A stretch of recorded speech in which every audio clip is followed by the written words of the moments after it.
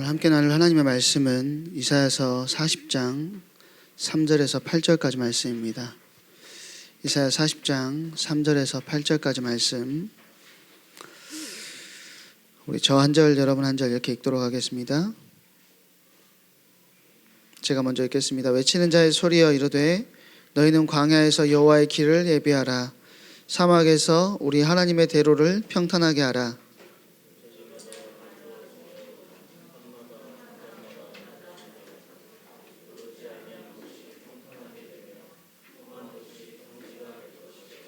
여호와의 영광이 나타나고 모든 육체가 그것을 함께 보리라.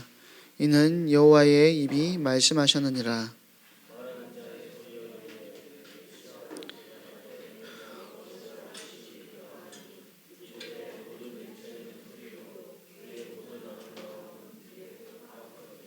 푸른 마르고 꽃이 시들면 여호와의 기운이 그 위에 불미라. 이 백성은 실로 풀이로다.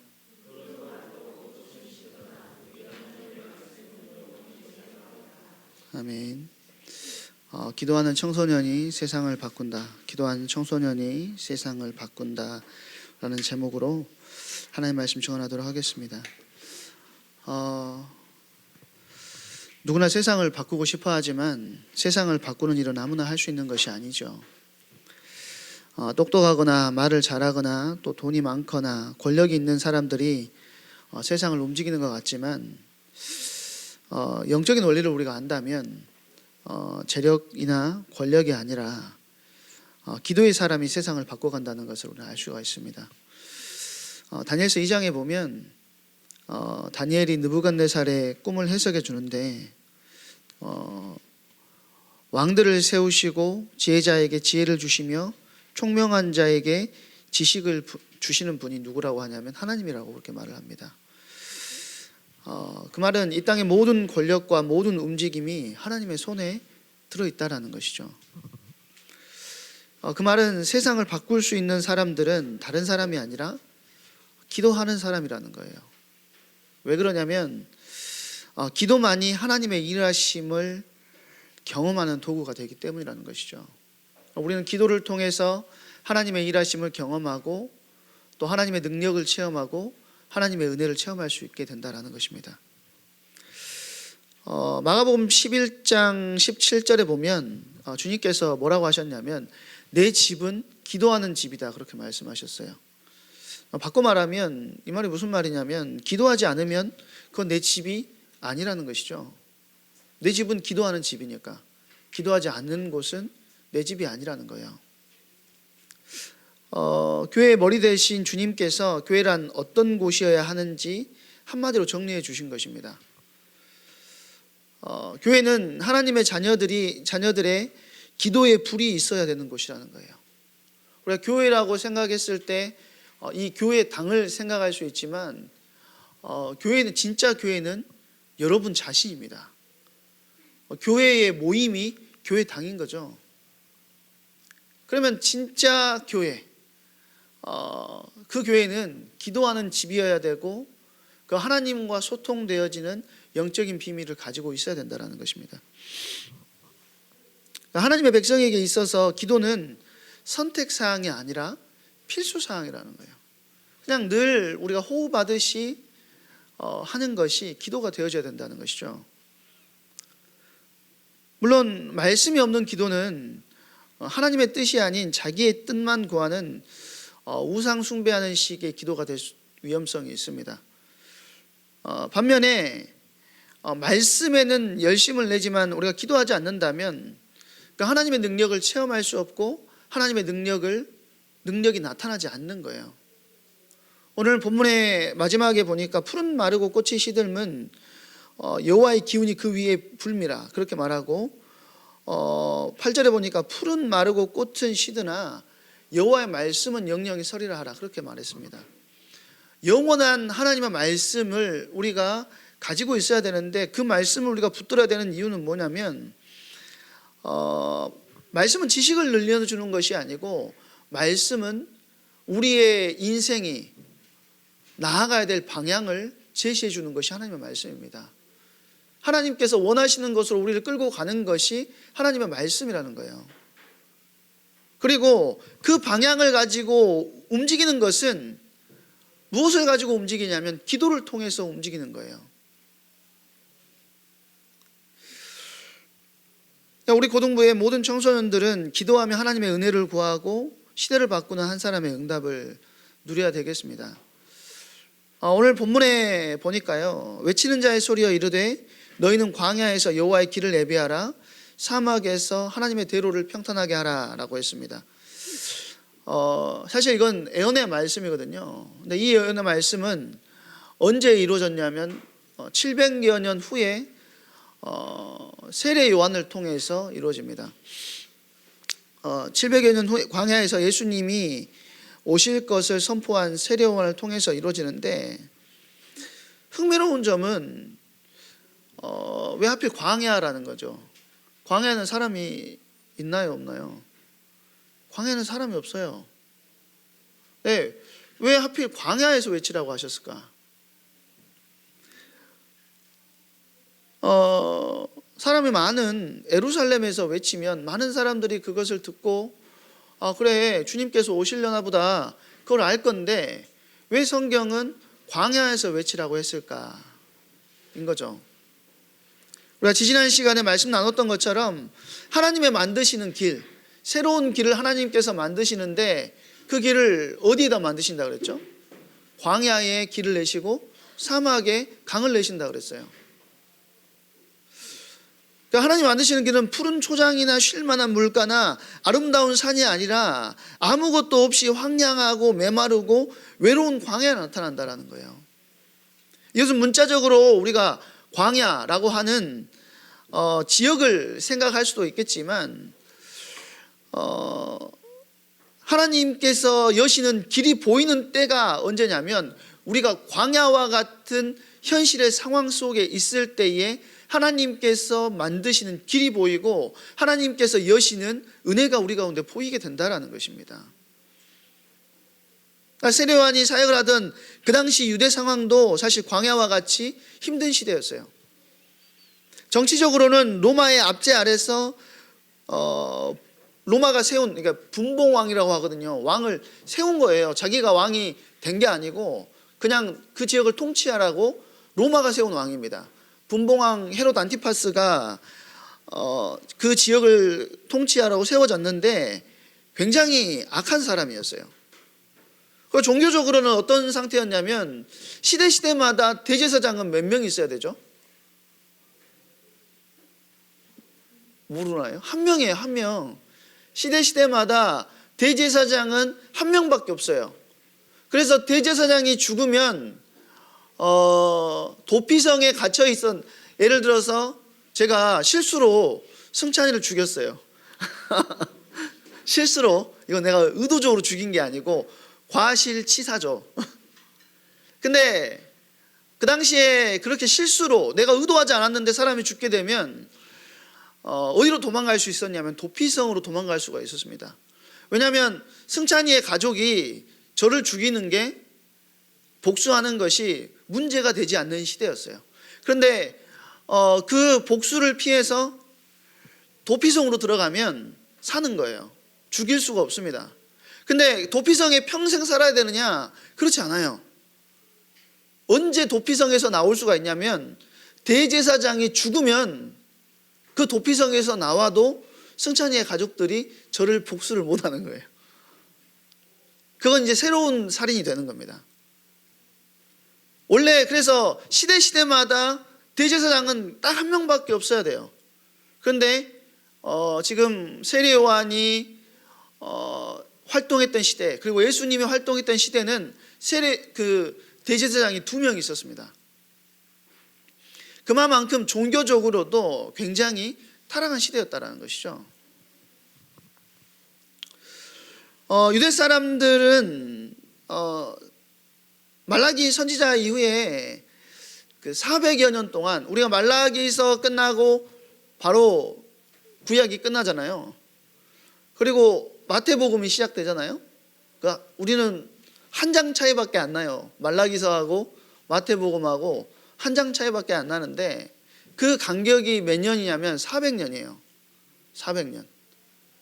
말라기서에서 마태복음이 갈 때까지 400년이라는 시간이 있는데 그 400년 동안 하나님의 말씀이 끊어져 있던 시대입니다. 400년 동안 하나님의 말씀이 끊어졌기 때문에 그리고 굉장히 힘들고 어려운 시대였기 때문에 유대인들은 하나님께서 자기들을 버렸다고 생각했습니다. 근데 하나님은 그들을 버리시지 않으셨고 더 열심히 일하고 계셨고 그에 앞서서 그리스도의 오실 길을 예비하도록 누굴 보내셨죠? 세례 요한을 보내셨다라는 거예요. 하나님께서 일하시는 것 중에 아주 중요한 것이 뭐냐면 하나님의 사람을 세우는 것입니다. 어두운 시대를 뚫고 일어나는 시대의 개혁은 항상 누구를 통해서 일어나게 됐냐면 하나님의 사람을 통해서 일어나게 되었습니다. 여러분, 우리나라의 100년 전을 한번 생각해 보면요, 이 나라에 뭐가 있었냐면 양반 쌍놈이 있었어요. 양반 쌍놈이 있었다니까요. 100년 전만 해도 우리 다 같이 그 인권을 이야기하면서 평등한 고등부지만 100년 전에 교회를 하면 어디 양반 쌍놈이 뒤에 가서 앉아. 그럴 수 있었다라는 것이죠. 근데 이 개혁의 바람이 들어오게 된 계기가 뭐냐면 사실은 하나님의 기도하는 사람들, 그리고 기도하는 자들의 순교, 그리고 물론 일제에 의해서 이 나라의 흐름이 그 귀족과 또 왕들이 다 무너져 버렸지만 사실은 그게 누구의 흐름 안에서 만들어졌냐면 하나님의 손 안에서 만들어진 겁니다. 예, 우리나라는 특별한 나라라고 그 한국교회사를 그 연구하시는 분들이 이야기를 하는 게 뭐냐면 우리나라가 만약에 서구 열강이나 미국의 식민지가 되었다면 우리나라가 이렇게 예수님을 믿는 나라가 되지 않았을 거래요. 왜죠? 우리나라 사람들의 특징이 뭐예요? 항일하고 미국이나 영국이 했으면 항영 했겠죠. 항미 했겠죠. 그런데 이 나라를 누가 먼저 식민지로 다스렸냐면 일본이라는 나라가 식민지로 다스렸어요. 그리고는 그 식민 체제 안에서 어떤 흐름을 강구하게 됐냐면 서구 열강의 도움을 강구하게 됐다라는 거죠. 근데 그 서구 열강의 도움을 강구하면서 그 사람들이 다 가져온 게 뭐냐? 복음이었다라는 거예요. 그리스도의 복음, 선교사들이 피 흘려서 이 나라가 완성되고 만들어졌다는 것이죠. 하나님은 그렇게 사람을 통해서 하나님의 일을 이뤄 나가시고 진행해 나가십니다. 주님의 길을 예비하는 자로 선택받은 세례 요한은 사실은 특별한 사람이 아니었어요. 당시 대제사장도 아니었고 세례 요한의 복색을 보면 특별한 옷이 아니에요. 가죽 옷을 입고 다니고 메뚜기를 먹고 석청을 먹고 대단한 걸 먹으면서 대단한 옷을 입고 다니는 그런 사람이 아니었다라는 거죠. 그런데 많은 사람들이 우리가 생각하기에 어느 정도 조건과 환경을 갖춰야 하나님의 역사가 일어날 수 있다고 생각하지만 사실 그것과는 거리가 먼 사람이었다라는 거예요. 그리고 그 세례 요한이 활동했던 지역도 광야, 성전이 아니라 대단한 성전이 아니라 광야라는 것이었다는 것입니다. 하나님께 쓰임 받는 교회도 세상의 기준으로 볼 때는 성공하지 못한 것 같고 광야와 같이 척박해 보일 수 있습니다. 아무것도 아닌 것처럼 보일 수 있어요. 여러분도 마찬가지예요. 여러분이라는 하나님께서 부름받은 저와 여러분을 볼 때도 세상이 볼 때도 그런 모습으로 보일 수 있다는 것이죠.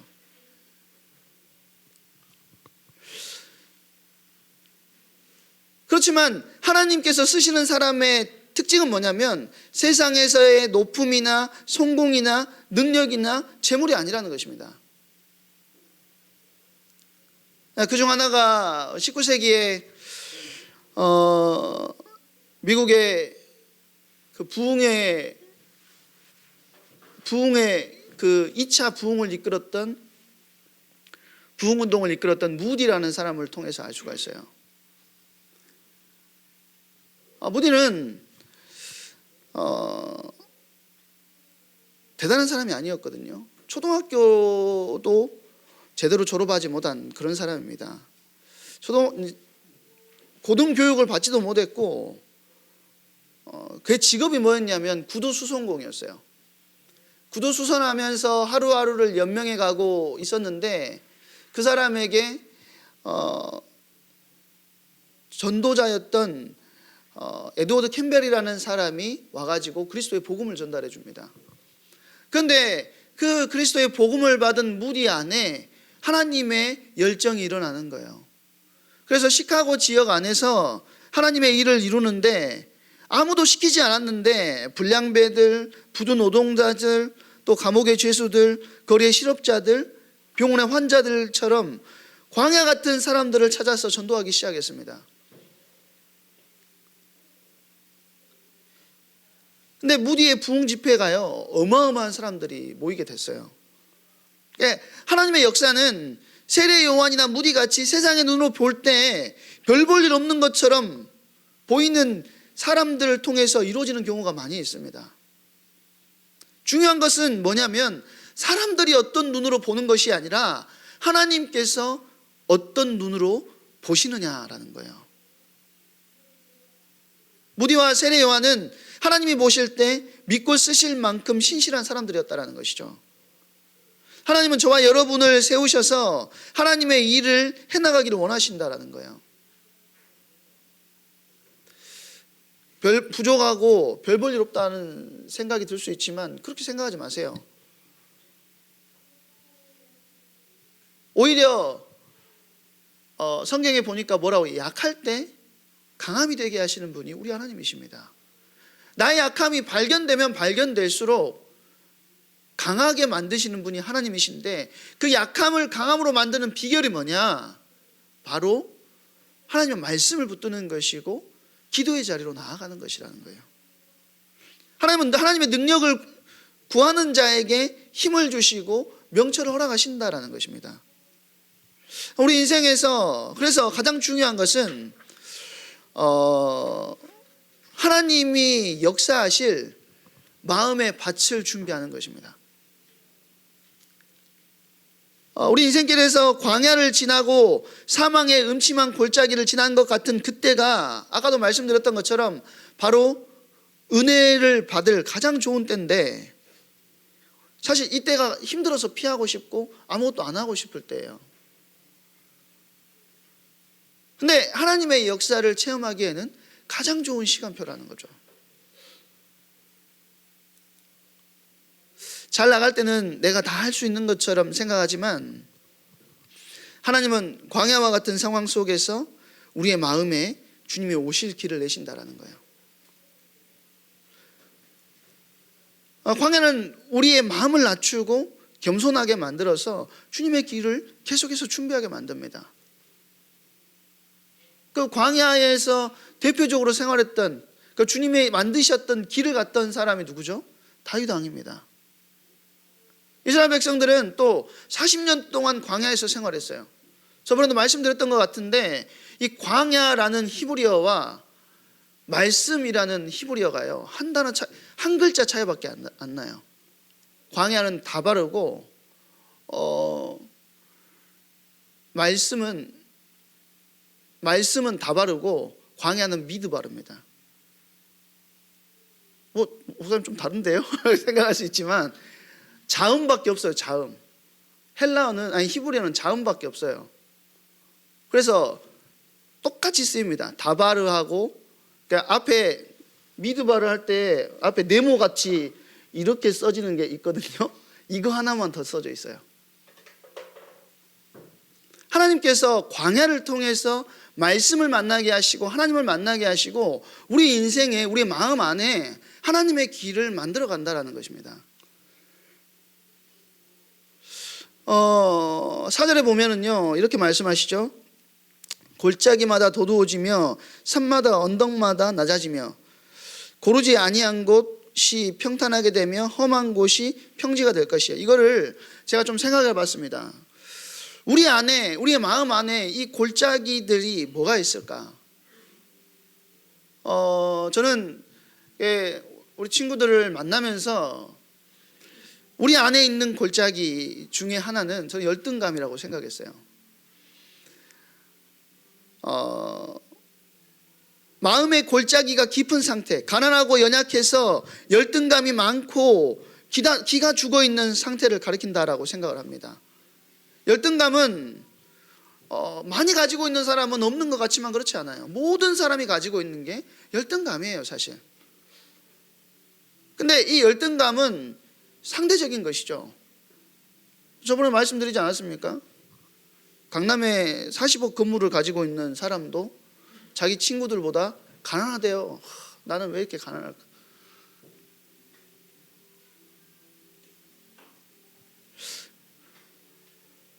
스스로 뭘 만드냐면, 열등감을 가지고 있는 사람은 스스로 끊임없이 계급을 만드는 겁니다. 스스로. 옆에서 찬양만 하면 집중력이 흐려지는 게 느껴져요. 근데 얼마 안 됐어, 우리도. 나 지금 아직 길게 안 했다고. 방음 장치를 해달라고, 이거.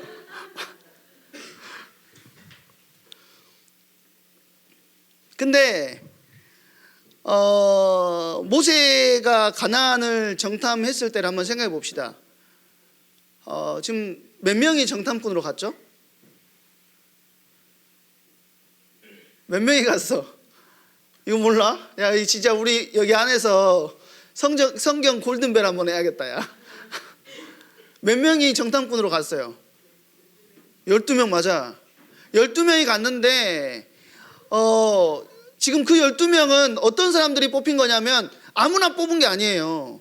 200만 명 중에 12명 뽑은 거예요. 한 지파에서 가장 괜찮은 사람, 가장 뛰어난 사람들을 뽑아가지고 보낸 겁니다.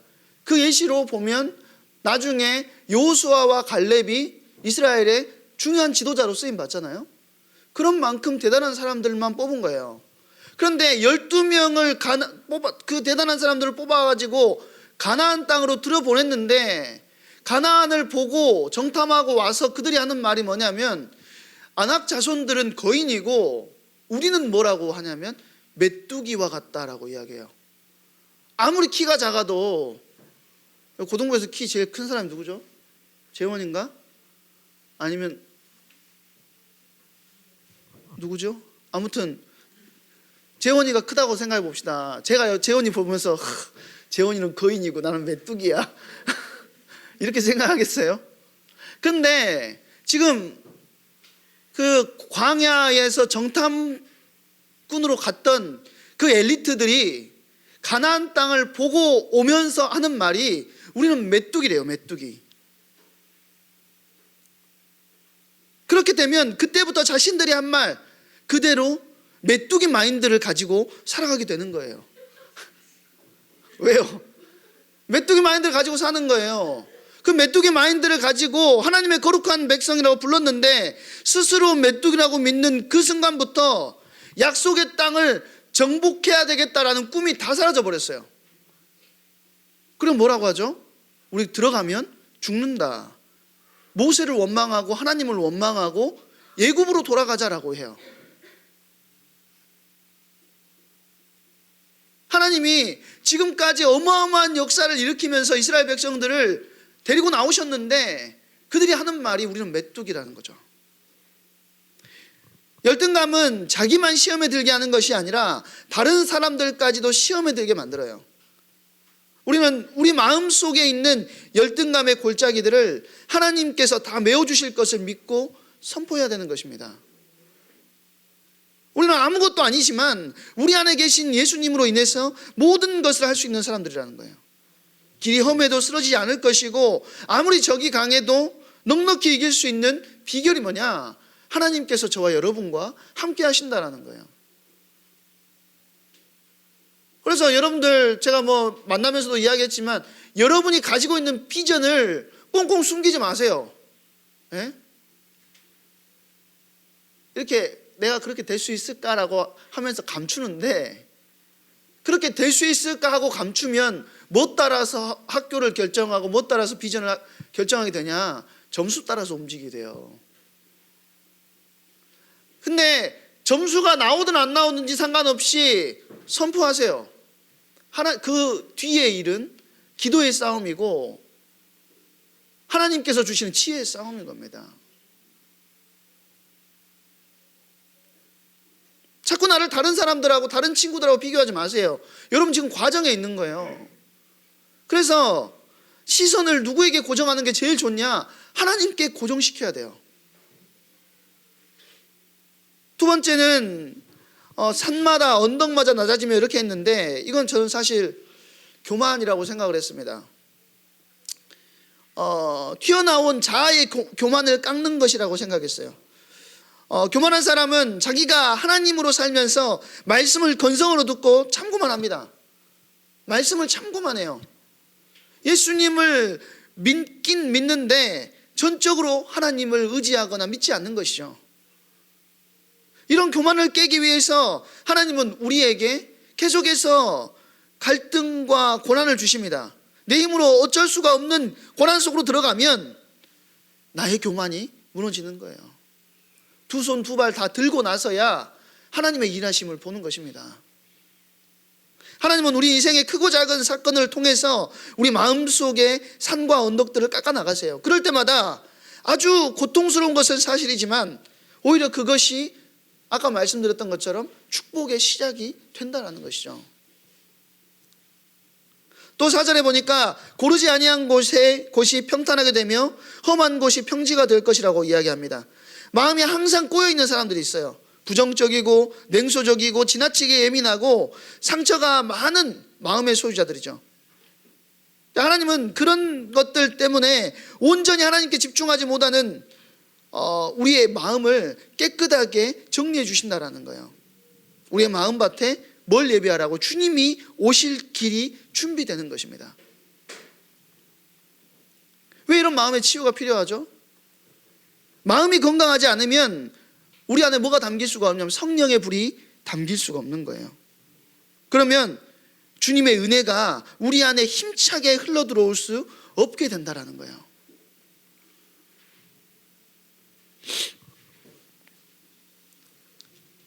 길이 잘 깔려야 차들이 다닐 수 있듯이 두 번의 이 음악 소리가 저를 굉장한 부담 속으로 끌고 가는데 길이 잘 깔려야 차들이 다닐 수 있듯이 마음이 건강해야 주님의 은혜를 제대로 흡수할 수 있고 좋은 밭이 되어야만 우리 초등부에서 계속 해왔던 것처럼 30배, 60배, 100배의 결실을 맺을 수 있는 것입니다. 그래서 성령님은 우리가 기도로 우리의 마음밭을 기경하기를 원하세요. 하나님의 은혜를 가지고 기도로 우리의 마음밭을 기경하기를 원하신다라는 거예요. 기도하는 가운데 마음의 길이를 잘 준비한 사람은 하나님의 놀라운 기적을 삶의 자리에서 날마다 체험하게 되는 거예요. 내가 뭔가를 이루었을 때 이것이 내가 이룬 것이 아니고 하나님께서 하셨음을 당당하게 드러낼 수 있는 사람으로 저와 여러분을 만들어 가십니다. 5절에 보니까 여호와의 영광이 나타나고 모든 육체가 그것을 보리라. 자, 예수님이 오시는 것을 말하는 것이죠. 지금 하나님께서 크고 놀라운 부흥을 일으키시고자 하실 때는 하나님의 백성들이 뭐하게 하시냐면 기도하게 하셨어요. 마음속에 깊은 영적인 갈망을 일으켜 주시고 크고 놀라운 부흥을 일으키시고자 하실 때는 하나님의 일 가운데로 자기 백성들을 이끄시고 그들을 기도하게 하시고 그때 그들이 함께 부르짖을 때 하늘의 문을 여시고 은혜의 빛을 길을 부어주십니다. 부흥은 영어로 리바이벌이잖아요. 발음 맞나요? 리바이벌인데 이거 직역하면 어떤 뜻이냐면 to live again입니다. 다시 사는 거예요. 숨은 쉬고 있는데 생명력이 없는 그리스도인들이 너무나도 많이 있죠. 근데 부흥은 그러던 사람들이 다시 살아나는 것을 이야기하는 거예요. 그래서 그들을 통해서 잃어버린 영혼들이 주님 앞에 나오는 것이 참된 부흥입니다. 진정한 부흥은 교회 안에만 머무는 것이 아닙니다. 부흥을 체험한 개인이 변하면서 그 개인을 통해서 가정이 변하고 교회 전체가 변하고 지역사회가 변하고 세상이 변하는 것이 진짜 부흥이라는 거예요. 그것이 우리 기도 제목이 돼야 돼요. 어떤 기도 제목이요? 단순히 여러분 개인이 바뀌는 수준이 아니라 교회의 영적인 체질을 바꾸는 것에 그치는 것이 아니라 개인을 바꾸고 가정을 바꾸고 학교를 바꾸고 이 도시를 바꾸고 전라남도를 바꾸고 이 나라를 바꾸고 전 세계를 바꾸는 그 길이 어디에 있느냐? 하나님의 손에 있고 그것이 우리 한 사람이 우리 안에 부흥이 일어날 때 가능한 거라는 거예요. 성령의 역사하심이 우리 안에 일어날 때 가능하다라는 것입니다. 그 일의 시작이 뭐라고요? 기도라는 거예요. 기도. 오늘 우리 고등부의 모든 학생들이 기도의 문이 열려지는 은혜가 있게 되기를 바랍니다. 그리고 그 기도의 자리에서 승리하게 되기를 주님의 이름으로 축원드립니다. 이 시간에 같이 찬양할 건데요.